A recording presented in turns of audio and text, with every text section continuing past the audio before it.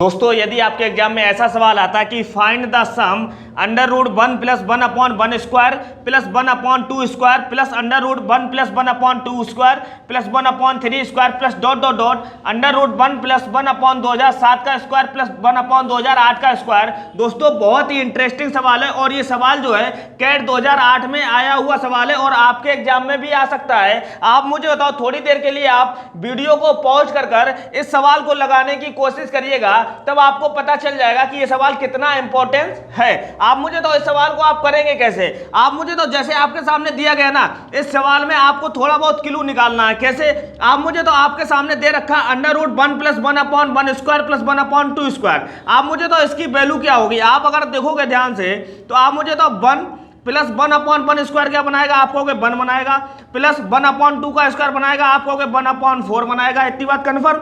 आप मुझे तो अगर ध्यान से अगर मैं इसको सॉल्व करता हूं तो ये क्या बनाएगा, आप कहोगे 1 प्लस 1 कितना हो जाएगा 2 प्लस 1 अपॉन 4। आप मुझे तो इसको अगर आप सॉल्व करोगे ना तो 4 दूनी 8, 8 प्लस 1 कितना हो जाएगा अंडर रूट 9/4। आप मुझे बताओ अंडर रूट 9/4 क्या होगा, अगर आप बाहर निकालोगे ना, ये 9 क्या है 3 का स्क्वायर है, यानी कि बाहर आएगा वो 3 आएगा, और इधर 4 है, 4 क्या है 2 का स्क्वायर, यानी कि बाहर आ जाएगा कितना 2। मतलब कि इस इक्वेशन को अगर मैं सॉल्व करता हूं तो मुझे मिलता है 3/2। कंफर्म।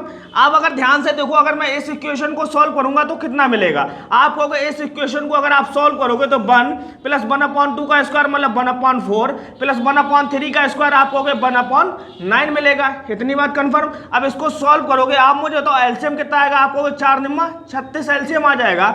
इधर देखो नीचे क्या 1 36 ऊपर जाएगा, 36 इंटू 1 कितना बनाएगा 36। यहाँ देखो 4 निम 36 यानी कि 9 एकम 9 प्लस 9 चौको 36 यानी 4 एकम 4। आप मुझे तो 36 और 9 कितना हुआ 45, 45 और 4 कितना हुआ 49। 49 अगर स्क्वायर रूट के भीतर है तो बाहर जो आएगा वो कितना आएगा 7। यहाँ देखो अंडर रूट 36 है तो बाहर जो आएगा वो 6 आएगा, क्योंकि 6 का स्क्वायर कितना होता है 36 और 7 का स्क्वायर कितना होता है 49।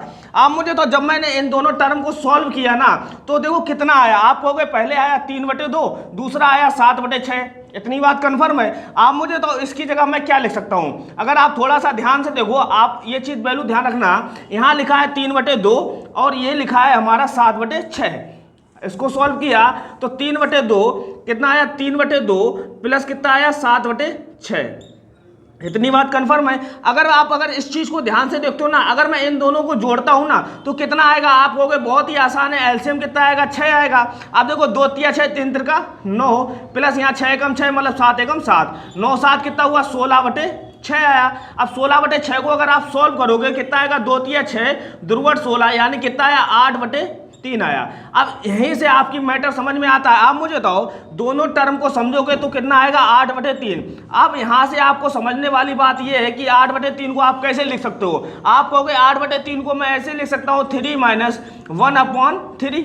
कंफर्म। 8/3 को आप 3 माइनस 1/3 लिख सकते हो। इतनी बात कंफर्म हो गई।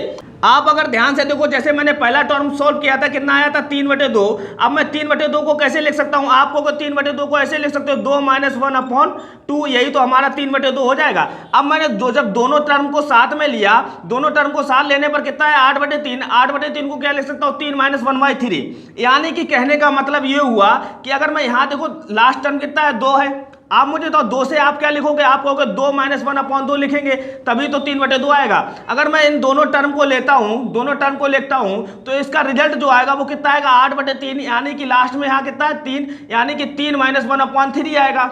इसी प्रकार से यहाँ पर समझने वाली बात यह है कि अगर मैं सभी टर्म को लेता हूं और जोड़ता हूं तो आपका जो नंबर आएगा वो 2008 से लेना देना होगा। नंबर जो आएगा वो इस प्रकार से होगा, ऐसी प्रकार से होगा, यानी कि 3 की जगह क्या हो जाएगा, आप कहोगे 2008 और यहाँ माइनस 1/2008 हो जाएगा। बहुत ही इंटरेस्टिंग सवाल है। आई होप आपको इसका आंसर मिल गया होगा। Option number A is the right answer. अगर आपको थोड़ा बहुत समझ में नहीं आ रहा है तो आप एक टर्म और आगे लेके देख लीजिए। जैसे मैंने लिखा यहाँ पर आगे टर्म क्या हो सकता है, आप कहोगे यहाँ पर जो आगे टर्म होगा वो क्या होगा 1 प्लस 1/3 का स्क्वायर प्लस 1/4 का स्क्वायर। अगर आप इसको सॉल्व करके अगर आप इसमें जोड़ोगे ना तो आपका जो आंसर आएगा वो यही आएगा 4 माइनस 1/4 आएगा। आप करके देख लेना। आई होप आपको समझ में आया हो। तो दोस्तों प्लीज चैनल को सब्सक्राइब जरूर कर देना। धन्यवाद।